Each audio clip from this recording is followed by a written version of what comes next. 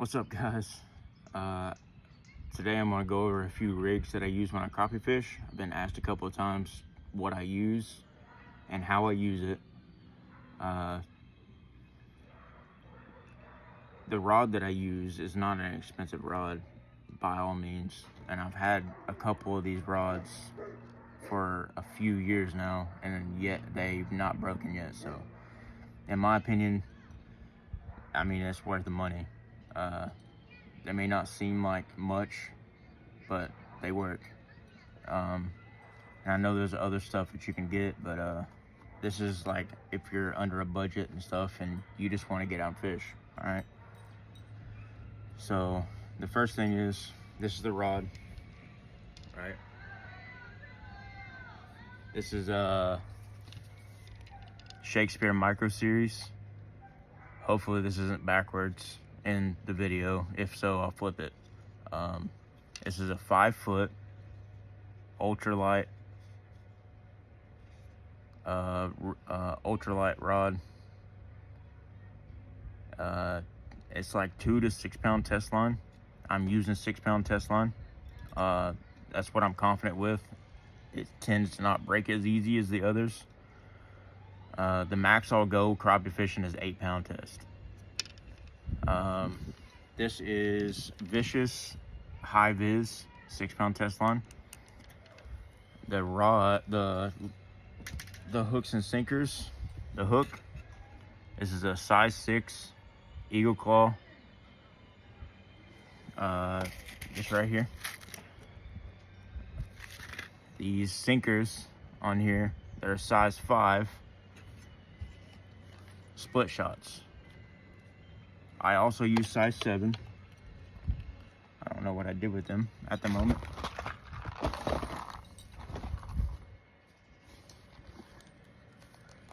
Here we go. Size 7, same thing, split shots. And then I want to go over the way I tie my hook on. It seems to me like it's very effective. There's another rig I also use. It's a slip bobber rig.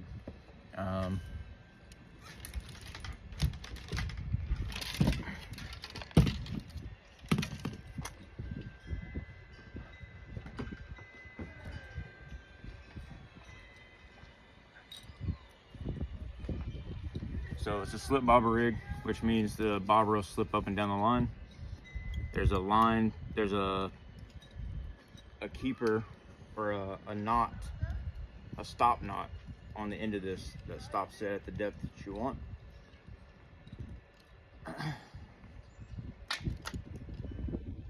So essentially, here's your slip bobber. All right, there's your hook. Hopefully you can see that pretty good. Slip bobber, it'll slip up and down the line. That way you can cast and not have to worry about changing it or unhooking and then rehooking it on the line. Okay, so this is the stop knot. You can buy them at Walmart in little packs. They look like this right here. The thing with those is you'll slide it on your line, slide the line through this little black keeper thing, and then you'll pull this knot off, and then you'll cinch both sides down onto the line as tight as you can without breaking it, and then you'll cut the tag ends off. What that allows you to do is, this allows you to change the depth. So you can see, I can take it and I can slide it just like that, and it allows your bobber to stop instead of sliding up your line. That allows you to keep your bait at that depth without having to worry about unhooking the traditional bobber and rehooking it. There's a bead in between to keep your knot from going into the tip of the bobber, because sometimes they will, and it'll get stuck, and it'll get stuck at the depth that you don't want it at. So you got to pay attention to that. Then there definitely needs to be a bead in the between. So from there, I'm gonna get this line together, and I'm gonna show you how to tie a snell knot. This goes for all the hooks, like straight shank hooks. You can use this snell knot. So hang with me, and I'll get it all ready for you. I'm gonna try to get this in camera the best I can. Okay, so I'm gonna use this bigger hook. This is catfish hook, and then this bigger line so you guys can see it better. So you take your hook, take your end of your line, and put it in with the shank, with the point of the hook facing the line. You're gonna pull a good amount back. You're gonna pinch this just like that, and you're gonna take this end right here, and you're gonna take this and you're gonna put it in between your fingers and pinch. So you're gonna kind of sort of make a loop there. See that? And then you're gonna wrap it 7 to 9 times. 1, 2, 3, 4, 5, 6, 7. This tag right here, this little tag end that you used, this is gonna go right back through that loop you made with your fingers back here.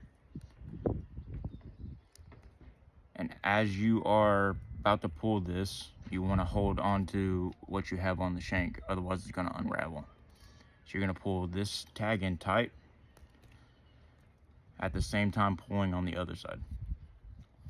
And you want to wet it so it don't like burn your line. So you're going to pull and pull tight. And then it should look like this.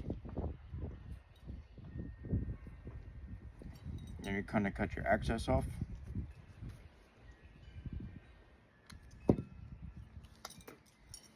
And it should look like that. So the point of this is, when you set the hook is supposed to go upwards. So when you put pressure, it's supposed to go up, like that. And it allows it to get in the fish's mouth better and get a better hook set. I've been using this for years. It's been very effective for me. You guys should try it. It's definitely worth a shot.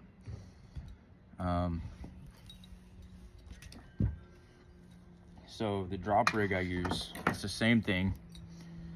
I use the snell knot on it as well. And then 2 size 5 sinkers, and then I'll put the minnow on. When I get out to the lake today, I'll show you how I put the minnow on. That way it explains it better, so you can keep the fish alive longer and keep it alive longer for the fish to find it. But those are the 2 rigs that I use: the drop rig and the slip bobber rig is what I use for crappie fishing.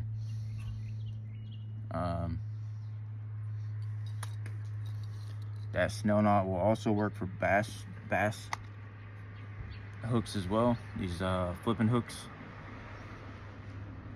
they work well as that. Work just as good on that as well.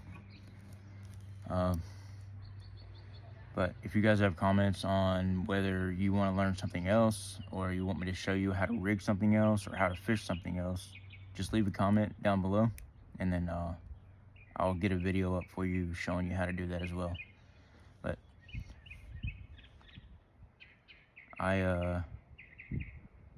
what else?